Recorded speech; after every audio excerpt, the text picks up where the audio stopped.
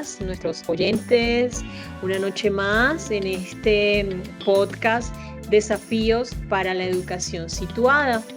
En la noche de hoy, como ya es costumbre para nosotros y para nosotras, tenemos unos invitados muy especiales que son estudiantes de nuestra maestría en educación virtual.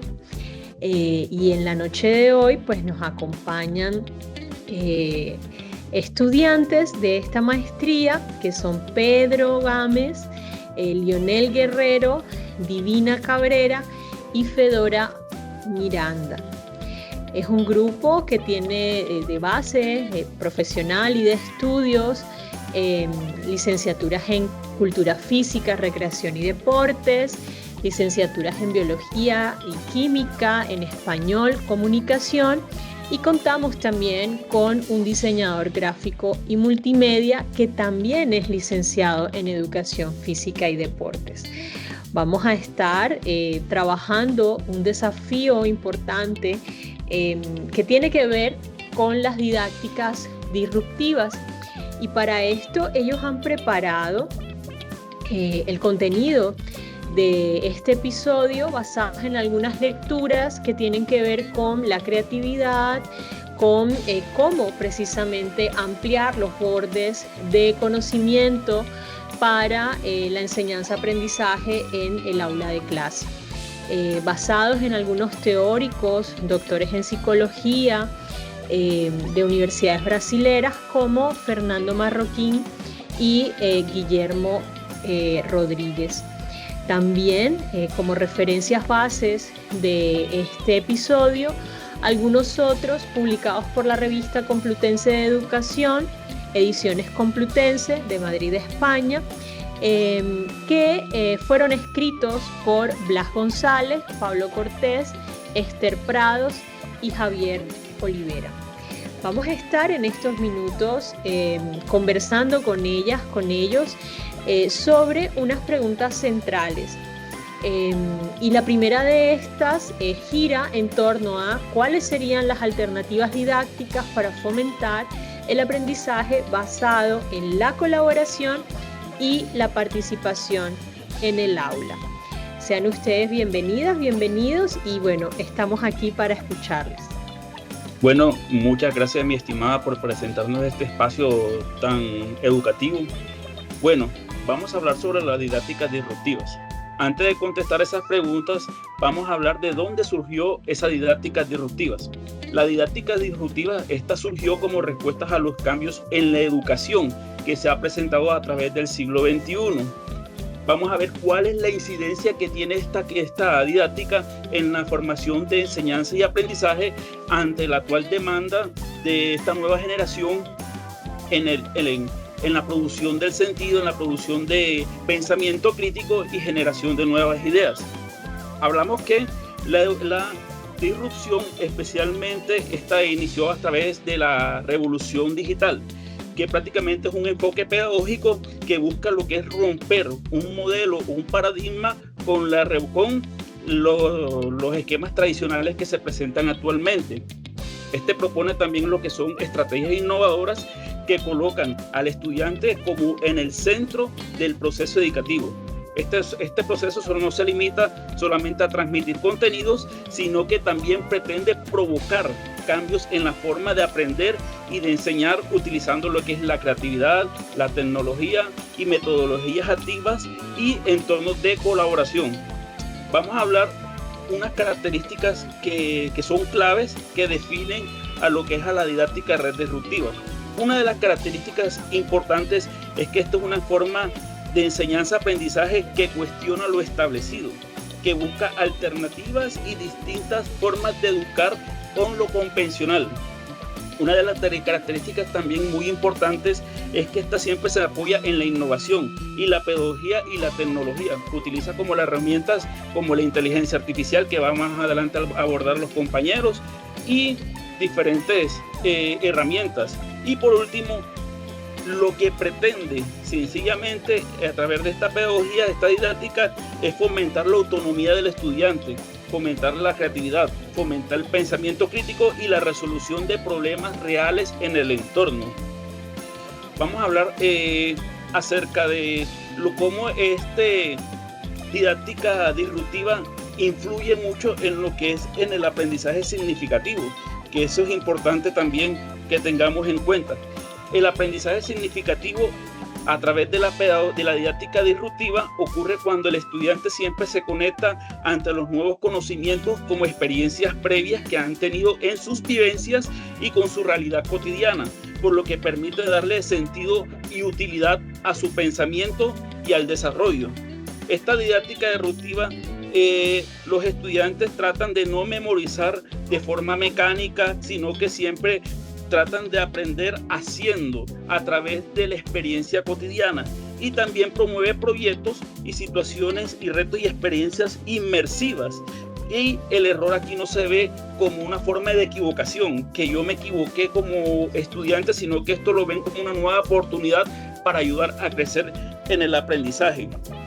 Por otra parte, hablando de una forma reflexiva, en el contexto actual que estamos viviendo en la educación, hablamos de la necesidad de replantear nuevas metodologías de enseñanza-aprendizaje, que cada vez es más urgente, ¿no?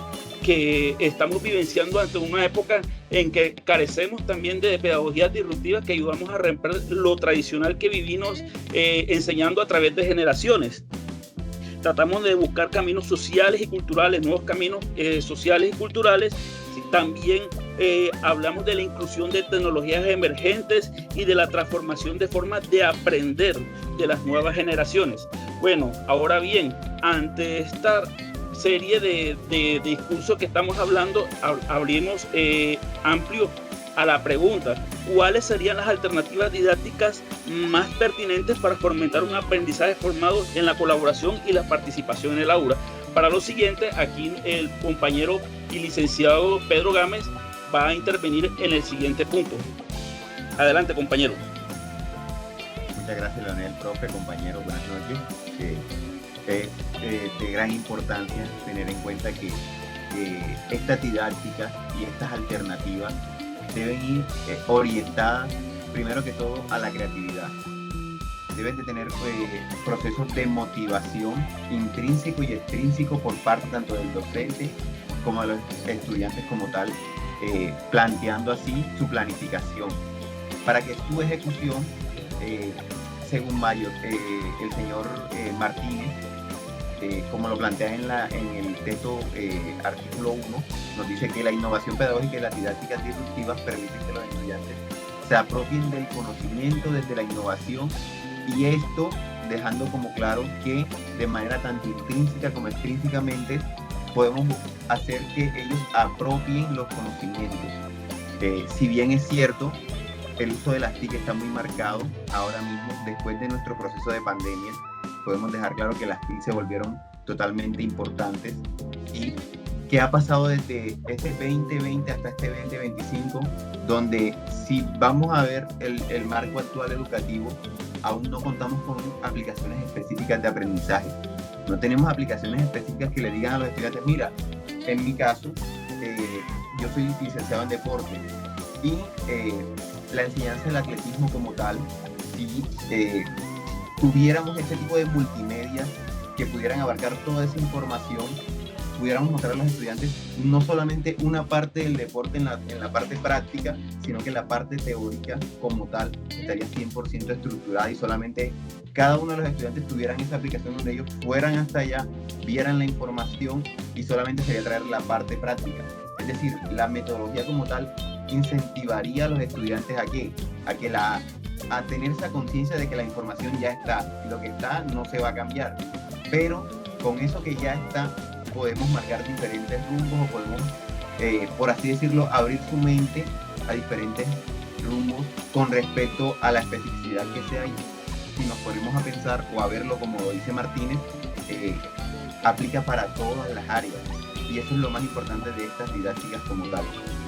La profesora nos va a regalar un aporte bastante importante con respecto a las TIC y a lo que tiene que ver con esta pregunta como tal. Gracias, buenas noches, gracias por permitirme hacer parte de esta intervención. Saludos a todos los que nos escuchan en estos momentos. Sí, esta parte de las didácticas disruptivas es algo interesante, todo lo que tiene que ver con la tecnología, aunque actualmente es que se está moviendo más, porque la tecnología viene desde hace mucho tiempo. Como bien lo decías, a través de la pandemia pues se ha avanzado más, se ha mostrado más. E inclusive esto ha sido un éxito total en diferentes países de Latinoamérica y en otras regiones, como por ejemplo en Ecuador, donde más se ha destacado es en la Universidad Técnica de Manabí con las plataformas. ¿Cuál es la plataforma que ellos más utilizan? La colaborativa. Y en Estados Unidos, por citar otra universidad, se ha destacado bastante el aumento en el uso de la inteligencia artificial. Pero entre la inteligencia artificial y los aprendizajes colaborativos se busca es resolver, que trabajen en equipo. Simplemente no es reemplazar al docente por la tecnología, no, saber valorar la tecnología y la están implementando de tal manera que el aprendizaje va basado en proyectos. Tienen habilidades, conocimiento, lo ponen en práctica, como decía el compañero Leonel, aprender a hacer. Ya no se hace solamente de esta manera. Algunas herramientas bastante utilizadas en todo este aprendizaje, toda esta tecnología, son las plataformas colaborativas, la realidad de aumentar lo virtual, pero de maneras personalizadas también, y mucho la inteligencia artificial. Cuando hablamos de los asistentes virtuales es para mejorar la educación, no para que la inteligencia artificial sea quien nos haga estos planteamientos. Entonces, tenemos otro aporte, Leonel. Sí, antes de que Leonel haga su aporte, yo quiero hacer énfasis, Fedora, siguiendo el hilo de tu comentario, en este artículo que desde la Universidad de Costa Rica, las profesoras Hazel Castro y Katy Orellana nos trae. Y fíjense cómo dentro del estudio de caso de un proceso de investigación que precisamente buscaba abordar las inteligencias artificiales generativas con uso para el diseño de actividades disruptivas en el aula, ella menciona en el apartado 4.1 el aporte, uno de los hallazgos del estudio, que brinda la inteligencia artificial generativa a la docencia. La figura es la tabla 1, en donde ella, por sus categorías, dispone, ¿no?, de algunos de estos aportes. Me voy a permitir leerlo para entonces luego escuchar a Leonel. Uno de los aportes que la profesora de Costa Rica, de la Universidad de Costa Rica, trae es el aprovechamiento de las herramientas tecnológicas con inteligencia artificial, la búsqueda de información específica de un contenido, la simplificación de procesos educativos y la personalización del aprendizaje. Adelante, Leonel, escuchamos. Bueno, muchas gracias, profesora, por su aporte. Llevando en mención lo que el compañero Pedro y la compañera Fedora, hablamos que del impacto que ha tenido esta pedagogía en diferentes contextos. Esto no puede ser posible si no tenemos también la relación que tiene esta pedagogía disruptiva en lo que es la motivación intrínseca y extrínseca del estudiante. Vamos a hablar desde un enfoque disruptivo. Vamos a hablar de la motivación intrínseca. ¿Cómo se usa? ¿Cómo se trata de motivar? Prácticamente el motor inicial para enganchar al estudiante se debe hacer a través de juegos que sean no lúdicos, que sean fuera de contexto. Por ejemplo, utilizamos lo que son el juego, los retos, las recompensas. Eso ayuda también a tratar de lo que es buscar la motivación extrínseca de que el estudiante pueda participar, pueda realizar la actividad.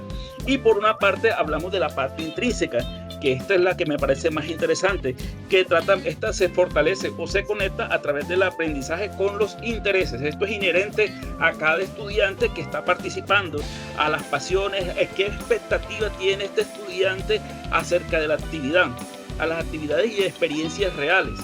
Otra cosa que me parece muy importante en relación con las diferentes, con la lectura que hemos tratado de realizar con los artículos, es que tienen algo en común, de lo que es la gamificación. Vamos a hablar de lo que es gamificación, que es prácticamente son acciones como realizar actividades como juegos y recompensas, pero cómo se aplican esto ante la didáctica disruptiva. Esto se utiliza como una estrategia esta prácticamente consiste en usar dinámicas, mecanismos y elementos propios del juego. Se puede realizar lo que son niveles, recompensas, rankings, insignias, de que pueda acumular más experiencia dentro del proceso de enseñanza-aprendizaje. ¿Con qué objetivo tenemos esto? ¿Qué se pretende a través de esto? Se pretende lo que es motivar y enganchar al estudiante para potenciar lo que es la participación activa de los estudiantes. En conclusión, podemos hablar de que esto no se trata de jugar por jugar, sino que se trata de convertir el aprendizaje en una experiencia atractiva y que sea significativa, que ayude a potenciar lo que es el pensamiento crítico y autónomo de los estudiantes, que éste se sienta protagonista y desee superar los desafíos propuestos por esta actividad.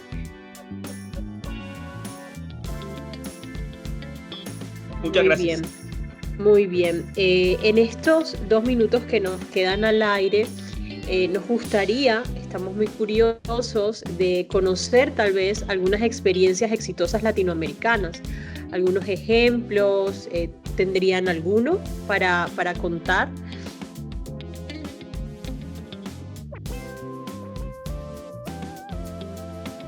Sí, profe, precisamente se han hallado, por ejemplo, propuestas exitosas que se han dado prácticamente lo que es en Colombia, en España, en Estados Unidos. Prácticamente vamos a hablar de lo que es el pensamiento que han usado prácticamente estos países sobre el pensamiento divergente. ¿Qué es el pensamiento divergente? Bueno, trataré de simplificar de que esta es la capacidad que pueden generar múltiples ideas y darle una solución o alternativas a un mismo problema.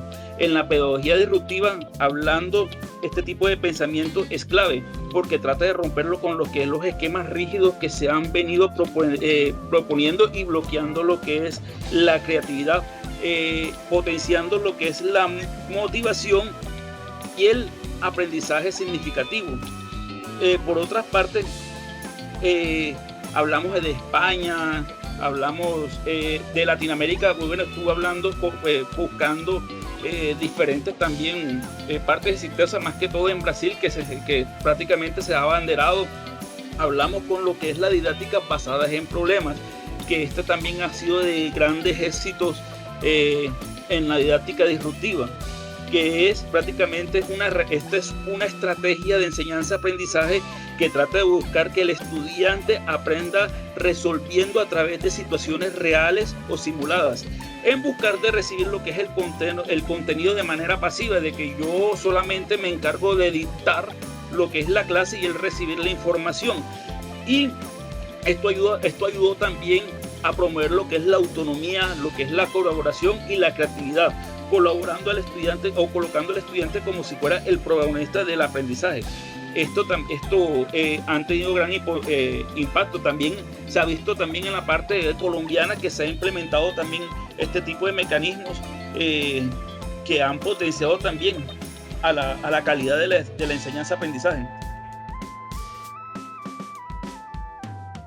Bueno, muy bien. Creo que nos han dejado en esta noche de hoy algunas curiosidades sobre cómo las didácticas disruptivas nos exigen a los docentes, pero también, ¿no?, a generar ambientes propicios para que a partir de el conocimiento que tengamos sobre procesos creativos, el estímulo a la creatividad como fuente primaria del aprendizaje, pero también de la creación de contenidos, de didácticas, de vías para que ese aprendizaje se dé de una manera gustosa, gozosa, es una de ellas la creatividad. Pero también han hablado en esta noche de hoy sobre las ventajas del uso de la inteligencia artificial para diseñar y planificar didácticas, didácticas otras. Muy recomendable la lectura de la autora de la Universidad de Costa Rica sobre ese estudio de caso para comprender cuáles son los usos éticos de la inteligencia artificial para que jueguen a favor de nosotros los docentes. Y el pensamiento divergente del cual hablaba Lionel al final también dispone un aula activa, un aula que precisa también de una riqueza en el ambiente, en términos de materiales, en términos de recursos didácticos para que precisamente estas didácticas sean posibles para todos y para todas. ¿Tuvieran entonces algún comentario final, Pedro y Fedora, para este episodio 3? Sí, le quería aportar a todos los oyentes de que cuando hablamos de tecnologías y todo esto, de pronto nos vamos mucho a la parte de los aparatos costosos y no solamente se aplica de esa manera. Podemos decir que también la idea es utilizar que los mismos estudiantes co-creen mapas mentales, usar muchos aspectos del medio para poder desarrollar todo esto. Por eso hablamos bastante, cuando hablamos de la inteligencia artificial, de todo esto, hablamos mucho de la creatividad y de la innovación, que no solamente es a través de aparatos costosos, sino de vivir la experiencia con los mismos estudiantes. Hay muchas maneras de aplicar todo esto en la tecnología. Así es, Fedora. Pedro. Sí, así es, profe. También agregarle que el aprendizaje basado en los ABP se están utilizando mucho actualmente aquí en Colombia, y hay casos de éxito donde esos ABP se están incorporando y están buscando las herramientas de que los estudiantes sean, como estamos en este momento nosotros siendo los actores principales, y que las herramientas sean o se vayan a un segundo plano. Eso lo estamos utilizando bastante aquí en Colombia. En el Magdalena hay un municipio que se llama Sanón, y el proyecto fue muy chévere porque hace que los estudiantes generen el propio contenido de la clase, y el docente se vuelve como un actor de guía, pero moldeado. No porque él va a ser el guía y va a decir que se va a hacer, no. Es como una co-creación entre ambos. Y las herramientas quedan en su punto, que sería una ayuda al desarrollo de los contenidos. Sí, así como hemos cerrado otros episodios, yo quiero dejar como una frase fuerza para este cierre, y es precisamente que para las didácticas disruptivas el estudiante es un agente activo y protagonista. En todas, los procesos didácticos, el centro es claramente el estudiante, pero para las didácticas disruptivas toma un protagonismo distinto, en el sentido de que hay una mayor horizontalidad en la generación del espacio de aprendizajes. También se genera comunidad de aprendizaje, porque en las didácticas disruptivas hay un enfoque fuertemente colaborativo y autónomo. Se busca fomentar en el estudiante estas dos habilidades que son mucho más que la memorización o la comprensión de un concepto, y es la comprensión de ese concepto, la memorización, pero también su potencial de ser transmitido eficientemente por el estudiante. El estudiante aquí entonces se convierte también en un orador, en un, capacitador, en un expositor de sus talentos a través de ese concepto que está aprendiendo. Eso quisiera dejar como mensaje final, y entonces nos vemos en un siguiente episodio de nuestro podcast Desafíos para la Educación Situada. Gracias a todos nuestros escuchas. Muchas gracias a todos nuestros oyentes.